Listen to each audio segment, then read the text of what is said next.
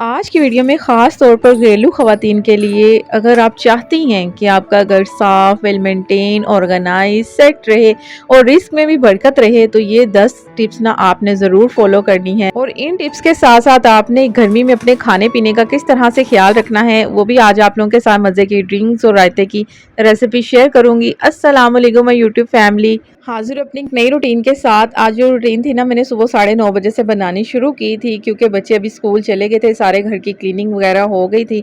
उसके बाद जो थी ना उसके बाद की जो मेरे करने वाली टिप्स होती है ना वो आज आप लोगों के साथ शेयर करूंगी, जिससे मुझे बहुत ज़्यादा फ़ायदा भी मिलता है और जो ये टिप्स ना मेरे ख्याल से हर होम मेकर्स को ही फॉलो करनी चाहिए।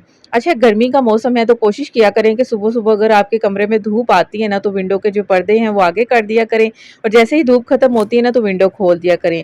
दूसरी टिप ये है कि अब जैसे कि गर्मी ज़्यादा हो गई है, हमें बहुत ज़्यादा प्यास महसूस होती है। इसी तरह से ना पौधों को पानी का इनके ख़ास ख़्याल रखा करें, परिंदों के पानी का। तो मैं तो ऐसे ही करती हूँ। पहले तो ये होता था ना सर्दी में 2-3 दिन आराम से ना मिट्टी इनकी गीली रहती थी, निकल जाते थे।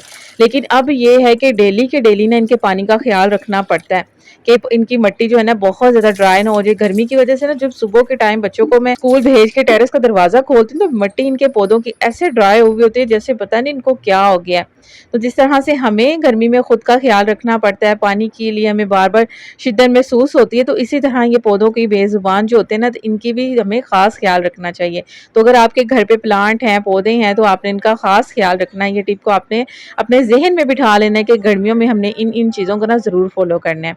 तो आज जो गर्मी थी ना काफ़ी ज़्यादा थी, धूप अब इतनी ज़्यादा तेज़ निकलने लग गई है, गर्मी का पता लगने लग गया, अभी गर्मी शिद्दत वाली हो गई है। अच्छा, यहाँ पे ना जो मेरी टिप नंबर 3 है ना वो ये है कि अब गर्मी है तो पसीने से ना हमारी बॉडी में से स्मेल आने लग जाती है। तो उसके लिए बेस्ट हल यही है कि आप कोई भी बॉडी मिस्ट ला के रखें अपने लिए, अपने बच्चों के लिए। बेबी परफ्यूम्स लेके आएँ कि बच्चों की सेल्फ का भी आपने ख़ास ख्याल रखना है। जिस तरह से आपको एक उलझन होती है ना कि स्मेल किसी से हमें पसीने की आ रही हो, इसी तरह हमने खुद का भी ख्याल रखना है कि हमारी स्मेल से कोई परेशान ना हो।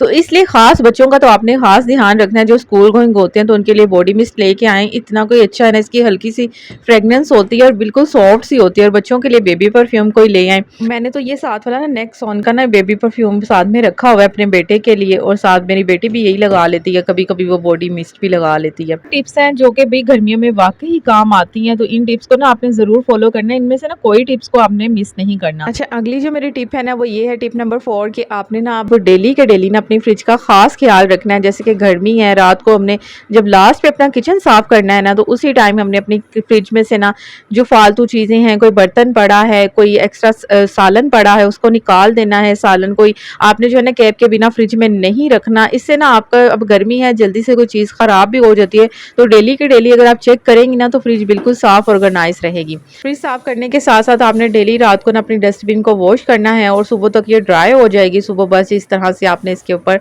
जो है ना शॉपिंग बैग लगा देना है। तो इस तरह से डस्टबिन बिल्कुल साफ़ रहेगी, स्मेल नहीं करेगी और ये चीज़ें जो है ना गर्मी में बिल्कुल जी आपने ज़रूर फ़ॉलो करनी है। अगर आप अपने घर को साफ़ और बिल्कुल ऑर्गेनाइज़ रखना चाहती हैं और गर्मी में फ्रेश रखना चाहती हैं ना तो ये छोटी-छोटी हैबिट्स को ना आपने ज़रूर फ़ॉलो करना है।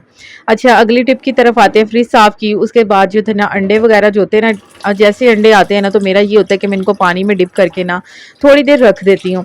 इसके ऊपर जो भी गंद होता है ना वो अच्छे से जो है ना सॉफ्ट हो जाता है। बाद में इसको सिंपल पानी के साथ वॉश करके ना फिर मैं इनको ना फ्रिज में रखती हूँ। अच्छा, बेकरी से आए ना तो उनको तो फिर मैं इतनी ज़्यादा देर पानी में डिप करके नहीं रखती, वो फिर मैं ऐसे ही साफ़ कर लेती हूँ। लेकिन ये है कि अंडे मैं कभी भी वॉश करने के बगैर जो है ना फ्रिज में नहीं रखती।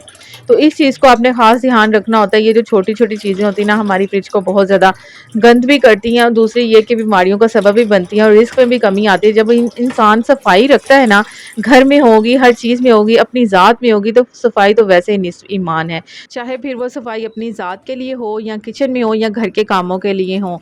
जब इंसान सफाई पसंद हो जाता है ना तो उसकी हर चीज़ में बरकत आती है। सेहत में, चीज़ों में, घर में, खुशहाली में, हर चीज़ में बरकत आ जाती है। थोड़े दिन पहले मुझे किसी ने कमेंट किया था कि आप ही रिस्क में बरकत के लिए कुछ बता दें कि किस तरह से हम अपने किचन में बरकत हासिल कर सकते हैं। देखें, बरकत हासिल करने के लिए ना कोई इतने वजीफ़ों की ज़रूरत नहीं है। अगर आप डेली के डेली छोटी-छोटी सफाई का भी ख्याल रखने लग जाए ना, इस्तग़फ़ार का विर्द भी करने लग जाए ना, तो आपकी ज़िंदगी में, आपके रिज़्क में बेशुमार बरकत आ जाए। इंसान ये समझता है कि बरकत क्या है कि ज़्यादा पैसा, महँगी चीज़ें, बड़ी-बड़ी जो है ना ख्वाहिशें उनको पूरा होते देखना, खुद को उस चीज़ों में महसूस करना, ये जी बरकत है। बरकत अगर अल्लाह ताला ने आपको सेहत भी दी हुई है ना, अच्छी सेहत के साथ आप सुबह उठती हैं, अल्हम्दुलिल्लाह बोलती हैं, अपने घर को, अपने बच्चों को अच्छे तरीके से मैनेज कर रही हैं, तो ये सबसे बड़ी बरकत है। और इस पे अल्हम्दुलिल्लाह कहा करें, अल्लाह का शुक्र अदा किया करें कि अल्लाह ताला ने हमें ये बरकतों वाली ज़िंदगी दी हुई है।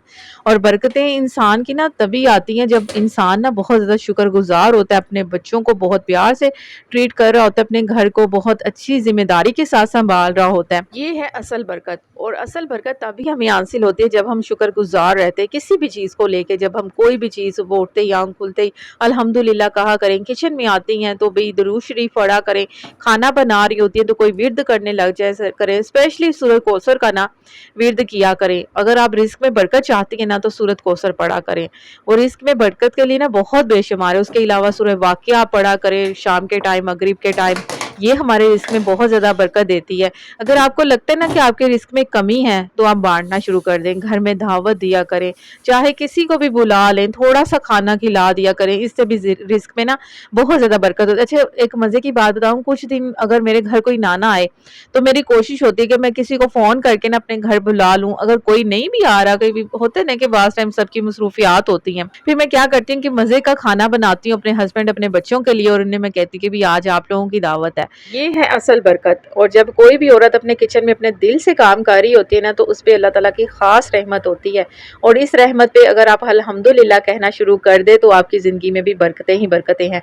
आप खुद ये चीज़ फ़ील करेंगे कि आपके किचन में कितनी ज़्यादा बरकत आना शुरू हो गई है। तो अब आते हैं अपनी थोड़ी-सी ना रेसिपी की तरफ, नहीं तो फिर वो मेरी बहनें मुझसे शिकायत करेंगी कि आप ही जब आप रेसिपी बताती हैं ना, तो प्लीज़ बातें ना थोड़ी-सी बंद करके ना रेसिपी हमें बता दिया करें, इंग्रीडिएंट्स बता दिया करें। तो अच्छा, अभी जो था ना बैंगन को ना अच्छे से वॉश करके ना मैंने चूल्हे के ऊपर जला लिया था। और इसको जो है ना जलाने से पहले बस देख लेना है कि इसके अंदर कोई सुराख वगैरह ना हो, कि बैंगन खराब ना हो, बिल्कुल फ्रेश सा बैंगन हो। तो उसके बाद मैंने अंदर से सारा बैंगन कुछ इस तरह से निकाल लिया था। और उसके बाद दूसरी साइड पे ना हमने बारीक बारीक सा ना प्याज कट कर लिया था, इसको नमक लगा के ना वॉश कर लूँगी कि इसके अंदर जो भी पानी वगैरह होता है ना, जो कड़वा सा होता है, वो अच्छे से साफ़ हो जाए। वैसे भी प्याज जब भी आप सैलेड में यूज़ करती हैं ना, तो उसको नमक लगा के ना वॉश करके फिर यूज़ किया करें, इससे पेट में दर्द नहीं होता। तो ये ज़रूर आपने टिप फॉलो करनी है। उसके बाद ना यहाँ पे दही ले लिया मैंने आधा किलो। अच्छा, इसमें मैंने एक ही बैंगन डाला था। और ये जो रायता है ना मेरे घर में ना डेली ही बनना है, क्योंकि गर्मी है, और गर्मी में ना अगर सादे चावल हो, बिरयानी हो, कुछ भी हो, रोटी हो, बस जिस दिन शोरबे वाला सालन होता है ना, तो उस दिन नहीं ये रायता बनता, नहीं तो भाई हर रोज़ ही बन रहा होता है। तो फिर मैं उतना ही बनाती हूँ जितना डेली के डेली यूज़ हो जाए। अच्छा, यहाँ पे टमाटर और साथ में बैंगन जो मैंने मैश करके रखा था ना, वो इसमें ऐड करेंगे। अच्छा, बैंगन की इतनी कोई मज़े की खुशबू आती है इसमें से ना, जैसे पता नहीं इतनी कोई जैसे कोयले-कोयले वाली खुशबू होती है ना, उस तरह की खुशबू आती है रायते में से। और साथ में मैंने प्याज़ और हरी मिर्चें इसमें ऐड कर दी हैं। और साथ में 1 टेबलस्पून मैंने इसमें काली मिर्च का ऐड किया है, थोड़ा-सा मैंने नमक डाल लिया था, साथ में जो है ना चाट मसाला इसमें डाला था, और ऊपर से भी मैंने थोड़ा-सा स्प्रिंकल कर दिया था। और ये रायता इतना कोई मज़े का लगता है ना, साथ में मैंने ना अपने लिए 1 ग्लास चावलों का भी बना लिया था।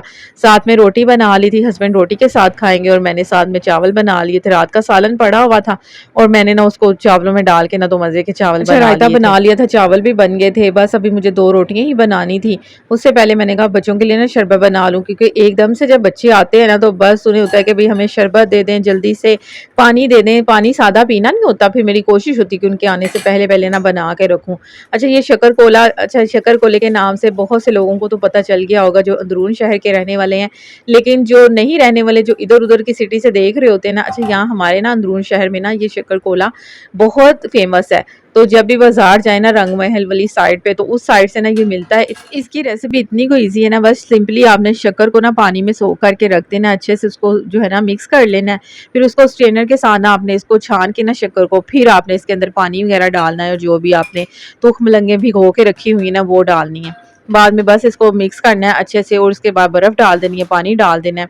तो ये जो है ना बहुत मज़े का, और इतनी आपकी बॉडी को ना एनर्जेटिक सा बनाती है, और इतनी फ्रेश सा आपको फ़ील होता है, कोई सुस्ती नहीं महसूस होती। नहीं तो ऐसा होता है ना मीठी ड्रिंक्स जैसे कि जामी शीरी होगी, रूह अफ़ज़ा पीने के बाद एक सुस्ती सी महसूस होती है, तो वो नहीं होती। अच्छा, यहाँ पे ना एक और टिप आप लोगों के साथ शेयर करूँ कि जैसे कि गर्मी में ना हमारे घर पे बर्फ़ बहुत ज़्यादा यूज़ हो रही होती है।